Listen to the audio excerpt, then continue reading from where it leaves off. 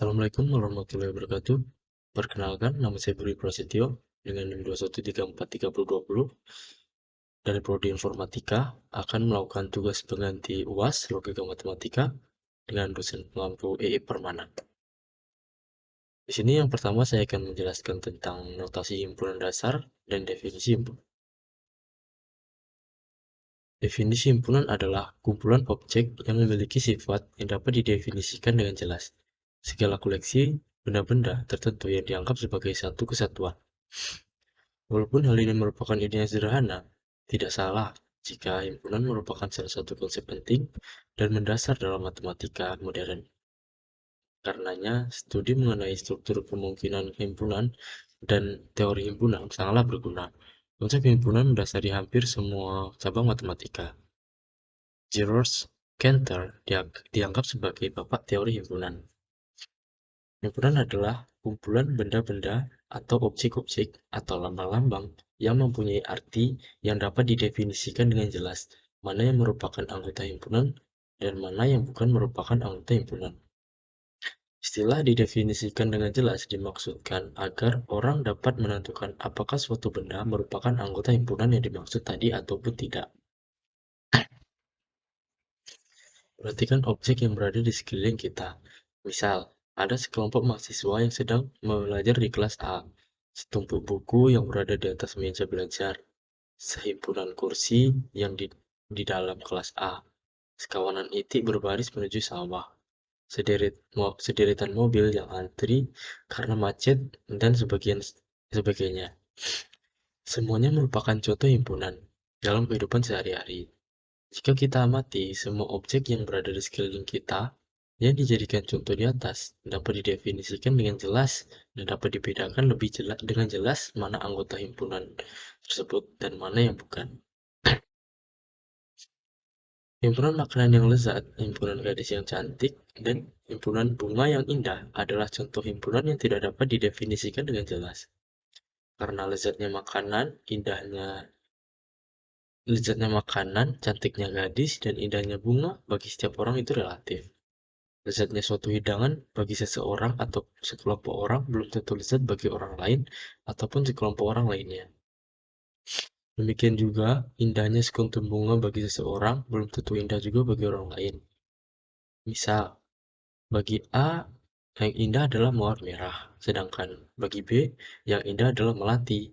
Jadi, semua itu relatif bagi setiap orang. Benda atau objek yang termasuk dalam himpunan disebut anggota, atau elemen, atau unsur himpunan tersebut. Umumnya, penulisan himpunan menggunakan huruf kapital A, B, C, dan seterusnya. Anggota himpunan ditulis dengan huruf kecil. Yang kedua, notasi himpunan dasar. Notasi himpunan yaitu cara memberi simbol pada suatu himpunan. Dalam matematika, himpunan dinyatakan dengan huruf kapital, seperti A, B, C, ataupun P, Q, R. Benda atau objek yang termasuk ke dalam himpunan ditulis dengan menggunakan pasangan kurung kurawal dan diberi koma seperti contoh berikut. P merupakan himpunan nama hari dimulai dari huruf S, maka dinyatakan P yaitu Senin, Selasa, Sabtu.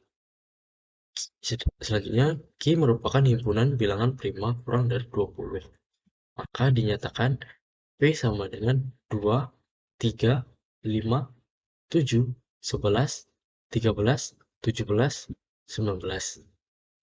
A merupakan bilangan genap antara 25 sampai 35, maka dinyatakan A sama dengan 26, 28, 30, 32, dan 34.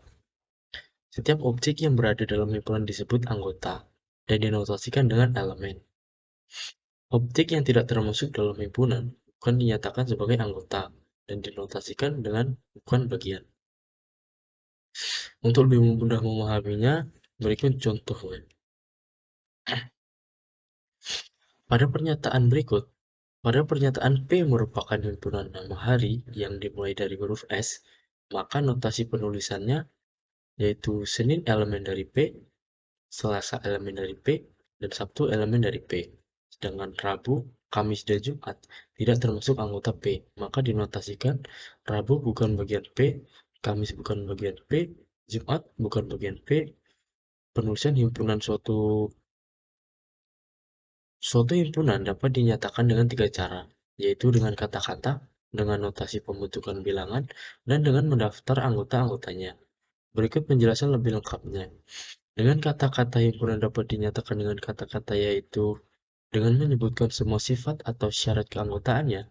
Contohnya, A merupakan himpunan bilangan negatif antara -15 hingga -5. Maka ditulis A sama dengan bilangan negatif antara -15 hingga -5. 2. P merupakan nama planet di tata surya yang diawali dengan huruf M. Maka ditulis M yaitu nama planet yang diawali dengan huruf M seperti Merkurius, Mars, dan lain-lain.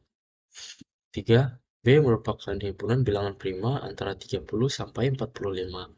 Maka ditulis B sama dengan bilangan prima antara 30 sampai 45 dengan notasi pembentuk himpunan tersebut. Materi selanjutnya yang akan saya jelaskan yaitu mengenai subset, superset, dan set kesetaraan. Himpunan bagian dalam matematika, terutama teori himpunan, suatu himpunan A adalah himpunan bagian dari atau subhimpunan dari himpunan B. Bila A termuat di dalam B, maka A dan B boleh dijadikan merupakan himpunan yang sama. Hubungan suatu himpunan yang menjadi himpunan bagian yang lain disebut sebagai termasuk ke dalam atau kadang-kadang pemuatan. Himpunan B adalah superhimpunan dari A, karena semua elemen A juga adalah elemen B. Definisinya begini.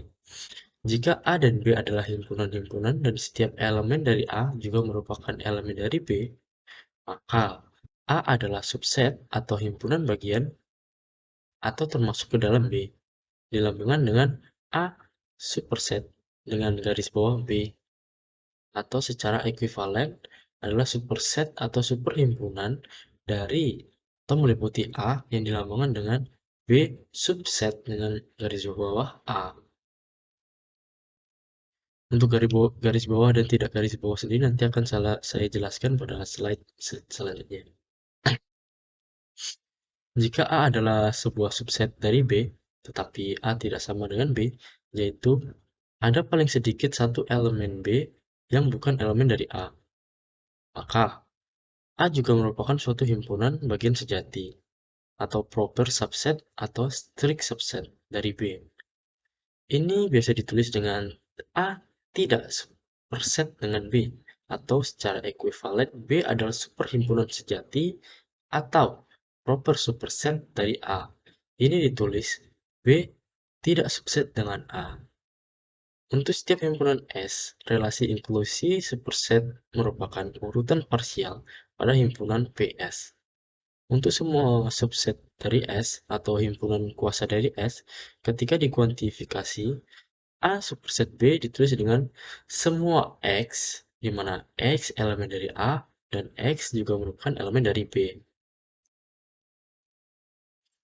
Selanjutnya mengenai simbol subset dan superset. Dalam matematika, terutama teori himpunan, suatu himpunan A adalah himpunan bagian atau subhimpunan dari himpunan sejumlah pengarang menggunakan simbol subset dan superset.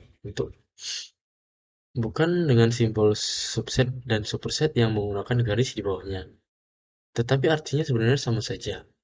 Misal, bagi para pengarang ini adalah benar untuk setiap himpunan A bahwa A superset A tanpa menggunakan garis bawah. Para pengarang lain lebih suka menggunakan simbol subset dan superset dengan tanpa garis bawah untuk masing-masing mengindikasikan himpunan bagian dan superhimpunan sejati, daripada menggunakan subset dan superset yang menggunakan garis bawah. Penggunaan ini membuat superset yang menggunakan garis bawah dan subset analog dengan simbol ketidaksamaan, yaitu kecil dari sama dengan dan kecil dari. Misal, jika X kecil dari atau sama dengan Y, maka X dapat sama dengan Y atau tidak sama. Ada dua kemungkinan di sini. Tetapi jika X kecil dari Y, maka sudah bisa dipastikan bahwa X tidak akan sama dengan Y karena dia hanya lebih kecil dari Y. Seperti itu. Nah, kaidah ini mirip dengan penggunaan superset yang menggunakan garis bawah dan juga tidak menggunakan garis bawah. Contohnya jika A superset dengan B yang menggunakan garis bawah, maka A dapat sama ataupun tidak sama dengan B.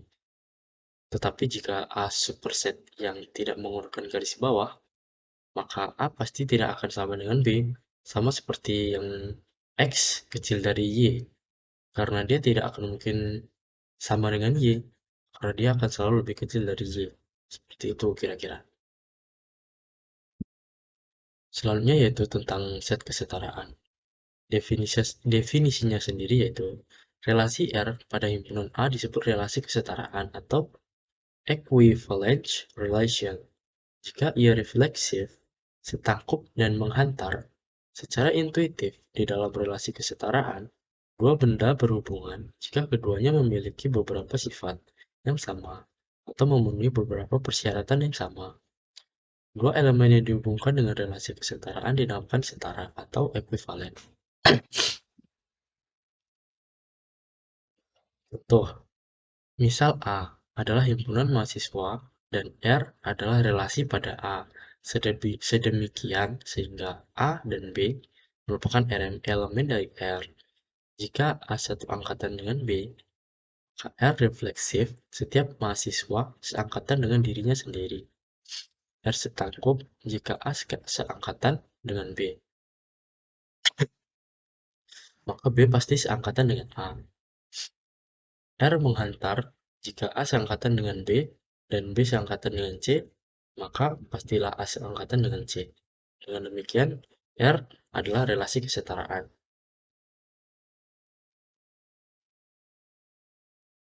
Selanjutnya, yaitu saya akan membahas tentang kardinalitas himpunan berhingga.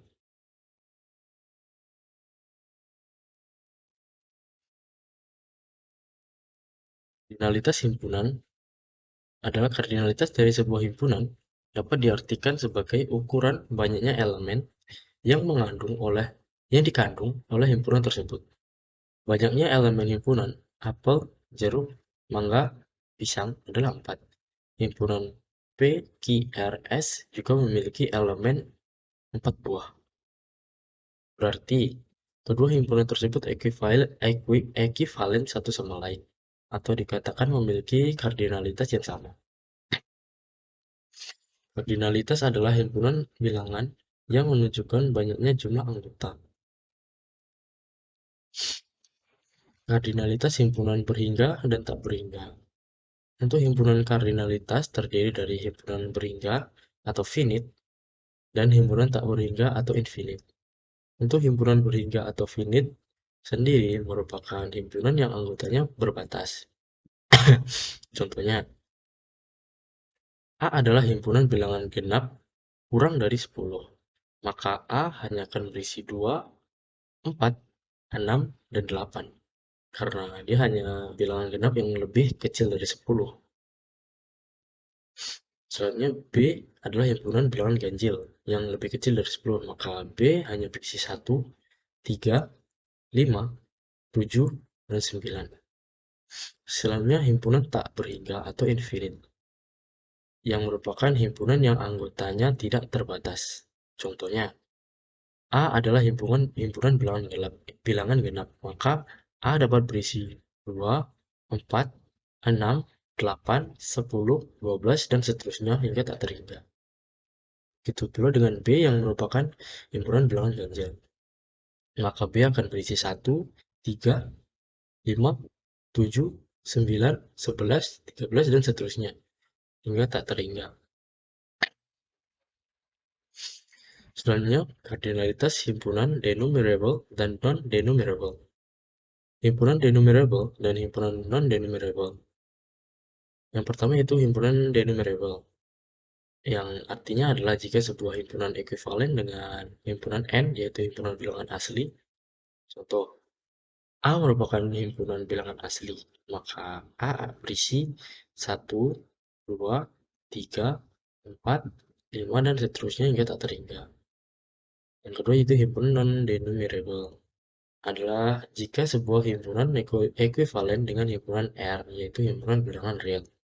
Sebagai contoh, A adalah himpunan bilangan real, maka A berisi 1,01, 1,001, 1,0001, dan seterusnya hingga tak terhingga juga. Pada dasarnya seperti itu. Selanjutnya, himpunan countable, kardinalitas himpunan countable dan uncountable. Untuk himpunan countable, yaitu jika himpunan itu merupakan himpunan finite atau denumerable, maka contohnya dalam kehidupan sehari-hari yaitu beras, rambut, karena memiliki unit. Jika dalam bilangan, semua bilangan yang berbatas merupakan himpunan countable, karena dia juga merupakan himpunan finite dan denumerable yang basicnya terbatas. Yang kedua yaitu himpunan uncountable. Jika himpunan itu merupakan infinite atau non-denumerable, maka contohnya dalam kehidupan sehari-hari yaitu air dan udara. Untuk dalam bilangan, tentu saja bilangan real. Materi ketiga yang akan saya jelaskan di sini yaitu tentang operasi himpunan dasar. Yang pertama yaitu gabungan. Gabungan dari dua himpunan A dan B adalah himpunan yang terdiri dari semua anggota himpunan A. Dan himpunan B, di mana anggota yang sama hanya ditulis satu kali. A gabungan B ditulis A irisan B, di mana X nilai mutlak X elemen A atau X elemen B. Contohnya, A bernilai 1, 2, 3, 4, 5, dan B bernilai 2, 4, 6, 8, 10, maka A irisan B adalah nilai total dari keseluruhan, namun hanya tidak mereplace angka yang sudah ada. Seperti maka A irisan B nilainya 1, 2, 3, 4, 5, 6, 8, 10. Seperti itu. Yang kedua yaitu irisan. Irisan dua himpunan A dan B adalah himpunan dari semua anggota himpunan A dan B yang sama. Dengan kata lain, himpunan yang anggotanya ada di kedua himpunan tersebut akan dimasukkan termasuk irisan. Contohnya A bernilai ABCDE dan B bernilai ACEGI. Pada kedua himpunan tersebut ada tiga anggota yang sama, yaitu AC, E.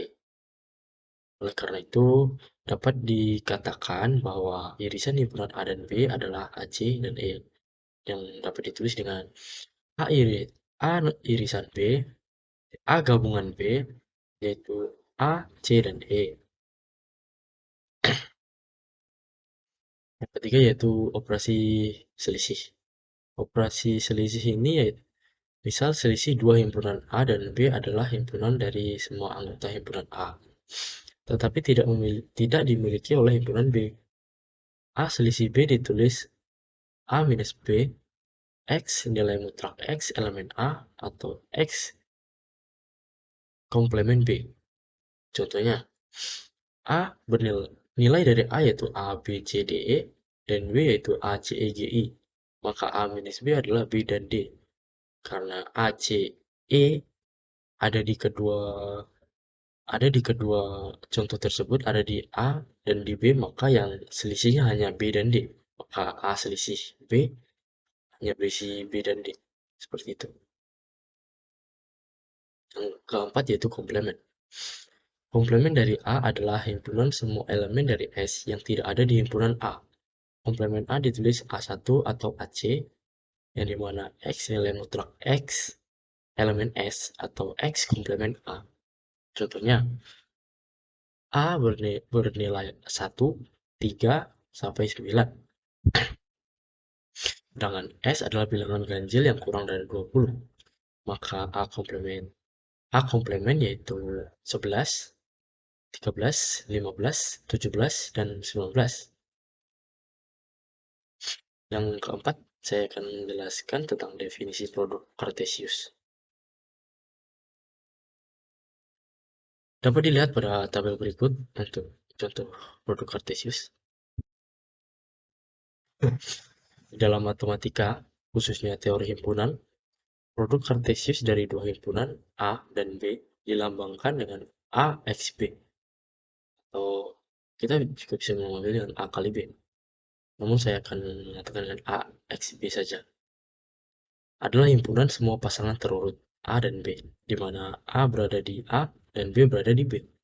Dalam notasi pembentuk himpunan dapat dinyatakan sebagai AXB yang berisi A dan B, nilai mutlak dari A elemen A dan B elemen B.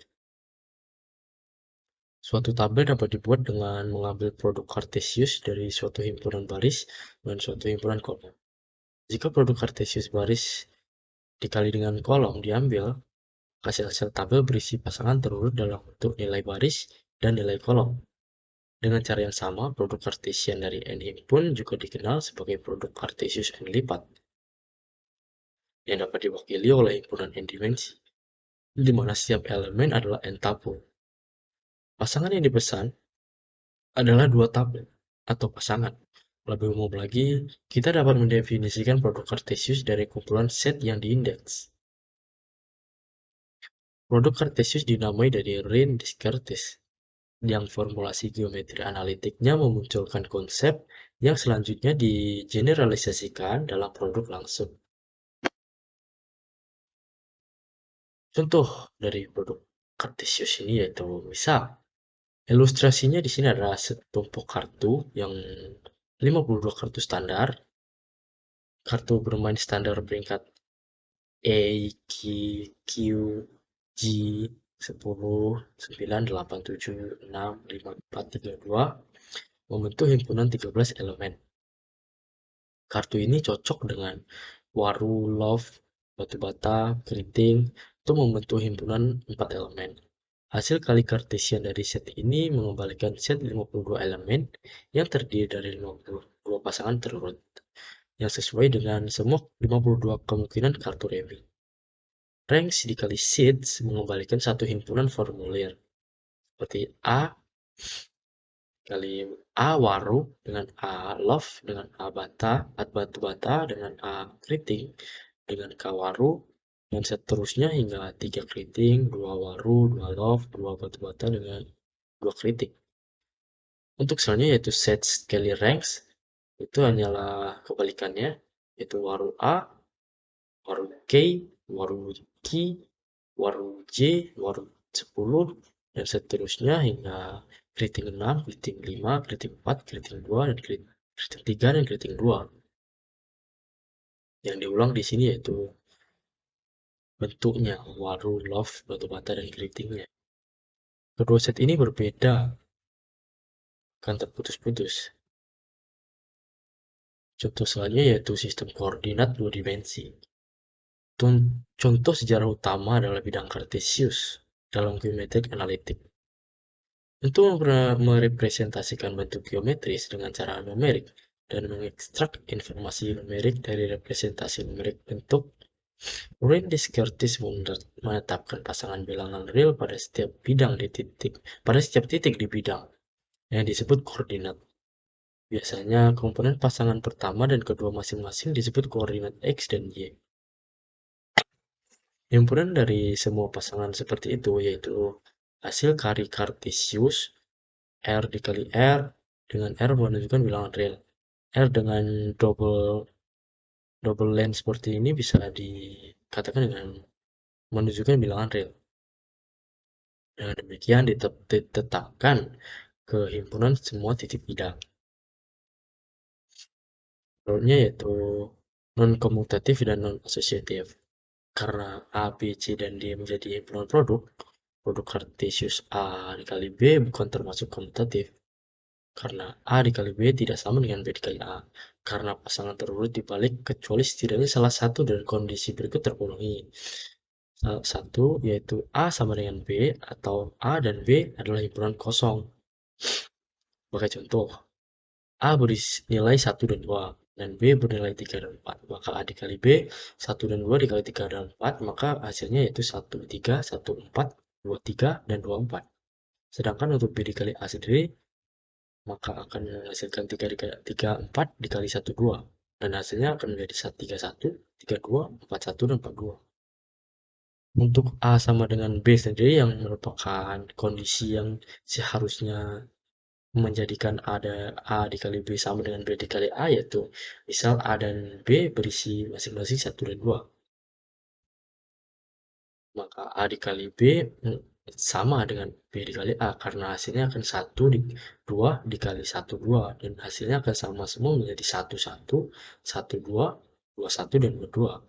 Kemudian kondisi kedua yaitu jika A dan B adalah himpunan kosong, misal A adalah bernilai 1, 2 dan B himpunan kosong, maka A dikali B merupakan 1, 2 dikali himpunan kosong, maka hasilnya himpunan kosong. Misalnya itu B dikali A adalah himpunan kosong dikali 1, 2, maka hasilnya adalah himpunan kosong lagi. Selanjutnya saya akan menjelaskan materi tentang inklusi eksklusi. Untuk prinsip inklusi atau inclusion exclusion principle merupakan perluasan konsep dari diagram Venn yang melibatkan operasi irisan dan gabungan dalam himpunan. Konsep tersebut diperluas sampai diaplikasikan secara variatif pada kombinatorika. Perhatikan ilustrasi masalah berikut.